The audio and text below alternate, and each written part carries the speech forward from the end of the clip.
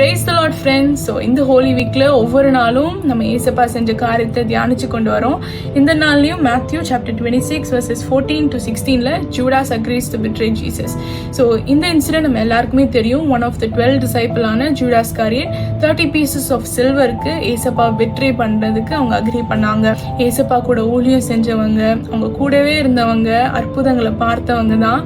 ஆனாலும் சாத்தானுக்கு அவங்க இடம் கொடுத்தனால அவங்க லைஃப் ஒரு ட்ராஜடியா மாறிச்சு. ஸோ இந்த லெசன்லேருந்து ஏசப்பா நம்மளுக்கு இன்னைக்கு என்ன கற்றுத்தர விரும்புகிறாங்கன்னா, ஒவ்வொரு நாளும் ஏசப்பா நமக்கு நிறைய சொல்லி தராங்க, நிறைய டீச் பண்ணுறாங்க. சில காரியங்களை செய்யணும்னு சொல்கிறாங்க, சில காரியத்தை செய்யக்கூடாதுன்னு சொல்கிறாங்க. ஆனால் நம்ம சின்ன சின்ன காரியமாக இருந்தாலும் பெரிய காரியமாக இருந்தாலும் நிறைய டைம் நம்ம ஏசப்பாவை டிஸ்ஓபே பண்ணது உண்டு, அவங்கள ஹர்ட் பண்ணது உண்டு. ஸோ இதுவுமே ஒரு விதமான பெட்ரியல் தான். நம்ம ஏசப்பாவை நிறைய காரியத்தில் ஏமாத்துறது உண்டு. ஸோ இந்த நாள்லையும் ஏசப்பாவோட கருத்துக்களை நம்ம ஒப்பு கொடுத்து நம்ம என்னெல்லாம் ஏசப்பாவுக்கு பிரியமில்லாமல் செஞ்சோமோ ஆவியானவரை நீங்க அதை உணர்த்துங்கன்னு சொல்லும் போது ஏசப்பா அதை உணர்த்துவாங்க. அதுல இருந்து நம்ம மனம் திரும்பி அப்பாவோட கையில நம்ம மறுபடியும் ஒப்பு கொடுத்தா நம்ம லைஃப் அநேகருக்கு ஆசீர்வாதமா மாறும். we will be a blessing to many. So இந்த நாள்லயும் ஏசப்பாவோட கருத்துக்களை நம்ம ஒப்பு கொடுப்போம்.